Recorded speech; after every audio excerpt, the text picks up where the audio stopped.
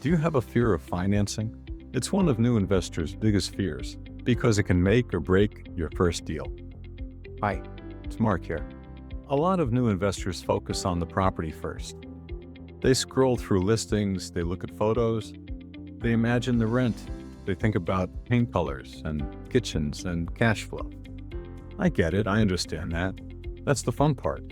But before you fall in love with a property, you need to understand the financing, because financing can make or break the deal. The same property can be a decent deal with one type of loan and a bad deal with another. Interest rate matters, of course, so does down payment and the loan terms. But we also have to consider closing costs, mortgage insurance, aka PMI, and points. Pay attention to the taxes also, and the insurance. And of course, the bottom line, the total monthly payment. That matters a lot. For investors, cash flow is won or lost in the financing structure. Beginners make the basic mistake of asking, "Can I get approved?" That's not enough. Approval only tells you what the lender may allow. It does not tell you whether it's a smart deal. You can be approved for a payment that's too heavy, or you can be approved for a property that does not cash flow. You can be approved for a deal that leaves you with no reserves. You see, the lender doesn't really care. They're not responsible for your investing outcome. You are. So the better question is, what financing structure lets this property operate safely? That's the better question. There's many types of mortgages, and you'll need to be familiar with them. So when the time comes, you'll be prepared. Let me give you some examples. For a primary residence or a house hack, you might look to FHA or even a conventional financing. That could be part of the conversation. If it's a pure investment property, you may be looking at a 20 to 25% down payment. If it's a renovation, maybe the repair money needs to be planned separately. For the small multifamily, like a little duplex, the lender may look at rental income differently and maybe consider a DSCR loan, which we'll talk about the different loan types at length, but that's a subject for an upcoming video. Each path has rules, and you need to understand those rules before you start writing offers. Another mistake is ignoring the cash you'll need after closing. A buyer may have enough money for the down payment, may have enough money for closing costs, but not enough money left over for repairs, for vacancies, and emergencies. That makes it fragile, and seasoned investors do not like fragile. Neither real estate in general nor the lender care that you used your last dollar to close. The furnace can still quit next week. The tenant can still leave, or the roof may leak.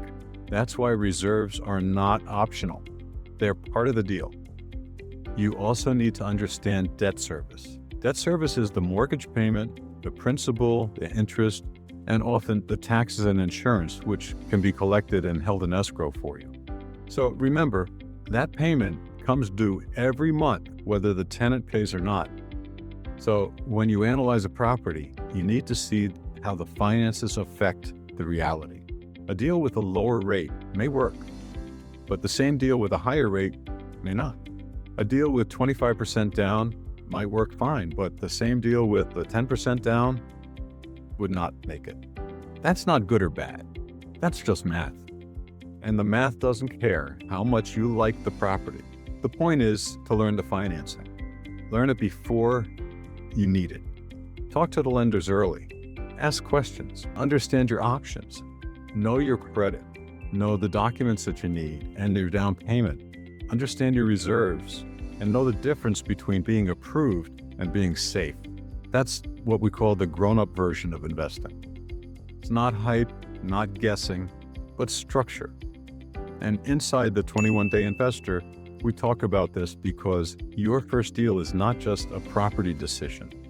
It's also a financing decision. And if the financing is wrong, your property might not be able to save you.